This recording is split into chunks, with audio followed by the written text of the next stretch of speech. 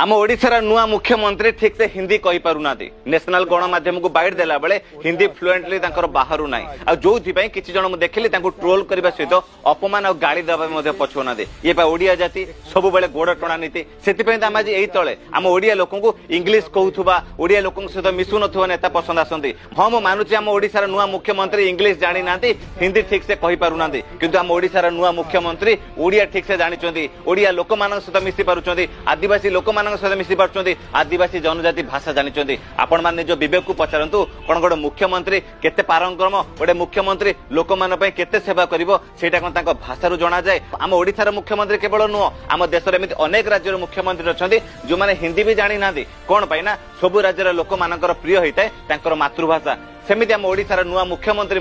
निजर मातृभाषा को भलसे जानिचंती सेवासी दुख कष्ट बुझी पारंती आपण मानक परिया मूर्ख आज यही घटना नहीं तांकु तमे अपमान करिया पे पछौन किंतु से हिंदी जानी नांती बोली जे तमे तांको अपमान करबा एडा आपण मानकर ओडियापण जणा पड़ी जाउची आ गोटे कथा किसी जन तांको जाति धर्म आ तांको रंग को नेकी मध्य ताच्छल्य करने पछौ ना मन रखी था गोटे मनीषर कम आ व्यवहार ही तार परिचय दे था नुआ मुख्यमंत्री हिंदी टी कही पारे बोली तुम गाड़ी देवा पछौन किंतु दीर्घ 25 वर्ष धरिक जो मुख्यमंत्री निज मातृभाषा कही पारे कहीं से तो तुम पार्टी ऊ पदे बाहर ये आपण मानक बाधुची कौन पाई ना शपथ नबार 4 दिन भितर मुख्यमंत्री कार्यशैली देखिकी आज चामचा और क्रिकेटर्स मानकर झोला पड़ा है ये तो आरंभ मात्र आपण मैंने देखुवे आम ओडिशार नुआ मुख्यमंत्री रज पालुंट लोक मान सहित खुशी निजे पान खाइबा सहित निज साथी मानक पान बांटुंट प्रत्येक दिन हजार हजार साधारण ओडिया माने मुख्यमंत्री को भेट कर सहित संवाद कर मुख्यमंत्री लोक मान गहन को जाकि पर्वपर्वाणी पालन करने सहित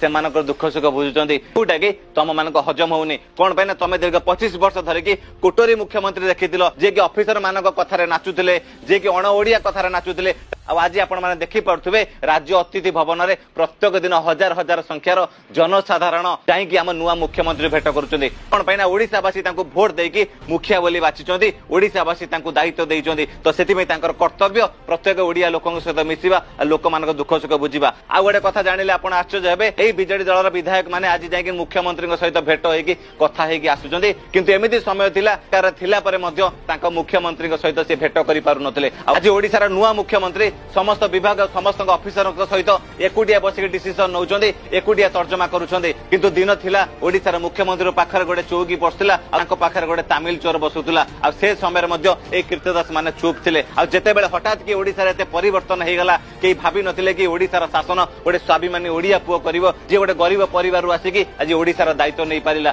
सेतिबे एमानकर हजम होनी दीर्घ 25 वर्ष धरिक ओडिशार चलीथिला ऑफिसर सीएम कर राज किंतु एबे चलीछि ओडिशार पब्लिक सीएम कर राज कौन जो भाई मान मन में क्वेश्चन उठुचे कि नुआ मुख्यमंत्री ओडिशा आगामी दिन में कौन करेंगे कौन मानक मुझे कहबी समय को अपेक्षा करूँ 25 वर्ष गोटे शासन देखिले बीजेपी सरकार गोटे वर्ष शासन देखु आपड़ जाणिजे कि शासन केमी चली छटपट हवा कौन आवश्यक ना समय को अपेक्षा करूँ 4-5 दिन होती माने नुआ मुख्यमंत्री को ताच्छल्य करुँच गाड़ी देवाई पछौना किए मूर्ख कहूँ तो एमती केते कौन कहते सेमिति भुकुथुब किसी फरक पड़ोनी कारण ओडिशावासी बोका नुहति ओडिशावासी ठीक देखुंट आ ओडिशावासी पाखे से दिमाग अच्छी से तर्जमा करें 25 वर्ष केमिति शासन होता ए नुआ सरकार केमिति शासन करुच्ची लोक मान पाखरे केते न्याय पहुंचुची लोक मानकर केते सुविधा होची। जय जगन्नाथ।